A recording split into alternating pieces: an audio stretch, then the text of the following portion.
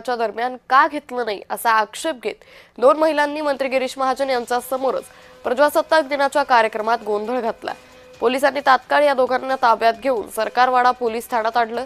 घटनेनंतर माधवी जाधव आणि दर्शना चौपुरे या दोघींच्या समर्थनार्थ पोलीस स्टेशनच्या बाहेर नागरिकांनी गिरीश महाजन यांच्या विरोधात घोषणाबाजी करत गिरीश महाजन यांच्यावर गुन्हा दाखल करण्याची मागणी केली।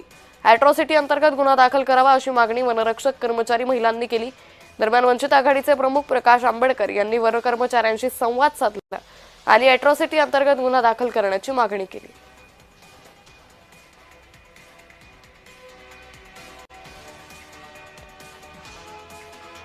काही सेकंदासाठी आम्हाला फक्त बोलण्यासाठी माईक देण्यात यावा, पण त्यांनी माईक दिला नाही, म्हणून आम्हाला ताईंना जयघोष करावा लागला आणि तिथून मग पोलीस कर्मचाऱ्यांनी त्यांना बाहेर नेऊन गाडीत वगैरे बसवलं आणि तसंच माझ्या बाबतीत पण झालं। मग मी तिच्या मागोमाग गेले। मग काही कर्मचारी मला म्हटले की तुम्ही त्यांना समजावून सांगा, कारण ती समजावण्याच्या मनस्थितीतच नव्हती। ती जे काही करत होती ते योग्यच होतं आणि रास्तच होतं। हे प्रत्येक भारतीयांना हे कळायला पाहिजे। म्हणजे आज जे काही महाराष्ट्रात घडलंय नाशिक जिल्ह्यामध्ये ते असं अवमानास्पद घडायला नाही पाहिजे, कारण बाबासाहेबांचा उल्लेख न करणं म्हणजे तुम्ही मुद्दाम हे करताय।